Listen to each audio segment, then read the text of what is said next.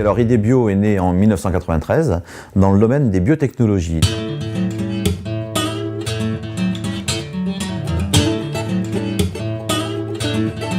Alors le métier d'Idebio, c'est de créer des actifs ou des matières premières qui rentrent dans la composition de produits finis qui sont soumis ensuite au public. Donc par exemple, nous travaillons avec des marques de cosmétiques et donc nous fournissons ces matières premières qui sont des actifs qui permettent de revendiquer une activité anti-rides, une activité amincissante, une activité hydratante. Et pour la partie diagnostic, c'est la même chose. Donc nous créons des matières premières, nous fractionnons des matières premières qui rentrent dans la composition de kits de diagnostic qui permettent de détecter des maladies, des groupes sanguins, des résus sanguins, des taux de cholestérol, des taux de glycémie, etc. Alors les grandes étapes de la croissance, ça s'est fait, je pense, quand même avec l'internationalisation, donc l'exportation. On a beaucoup travaillé sur l'exportation. On a un métier qui permet de revendiquer un vrai savoir.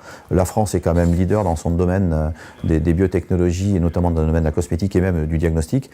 Donc on a misé là-dessus pour essayer de développer l'activité à partir de l'exportation et évidemment de la recherche et développement.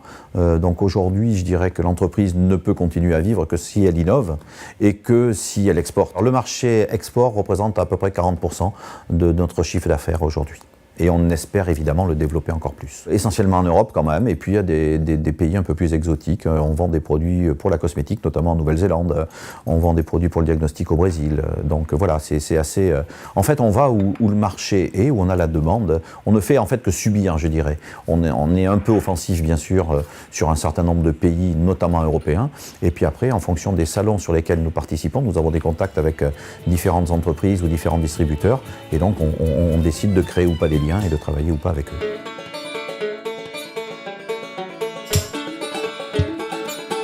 Notre démarche pour développer l'entreprise a été de nous adresser aux structures qui pourraient nous aider. Donc on a une chance inouïe aussi, c'est d'être dans une petite région où les circuits sont courts, ce qui nous permet effectivement d'avoir les bons interlocuteurs très rapidement et de pouvoir résoudre nos problèmes assez rapidement. Donc on s'est adressé évidemment à la région, on s'est adressé aux chambres consulaires, on s'est adressé à BPI France, ex-OSEO, et toutes ces structures nous ont accompagnés, et notamment par l'intermédiaire de contrats de croissance signés avec la région pour développer l'activité tant en termes d'immobilier que de matériel et aussi de R&D, de recrutement et de tout ce qui touche au développement de l'entreprise.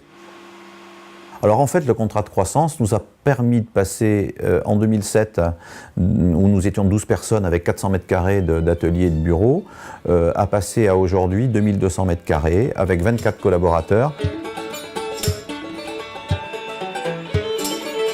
L'accompagnement s'est fait à deux niveaux, donc c'est fait au niveau de la finance pure.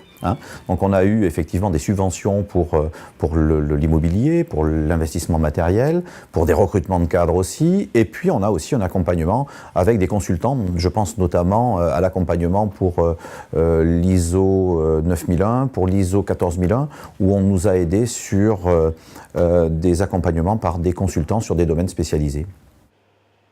Oui, alors l'Europe évidemment nous a aidés.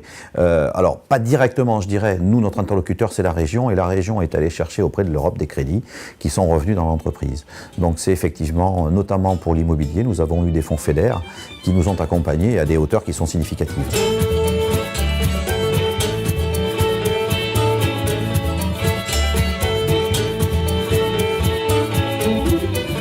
Le projet de croissance aujourd'hui, il est d'abord de stabiliser, parce qu'on a été très ambitieux, on a investi beaucoup et au-delà peut-être de ce qui était raisonnable, parce qu'on a investi beaucoup d'argent effectivement sur l'immobilier et au-delà du chiffre d'affaires que nous faisions, donc c'était un peu prétentieux. Mais aujourd'hui, on essaie de stabiliser tout cela et puis continuer à développer l'international, créer de nouveaux produits, développer notre service recherche et développement pour créer davantage, innover davantage encore, pour pouvoir effectivement faire du commerce et exporter encore davantage. C'est toujours plus, donc on ne s'arrête jamais.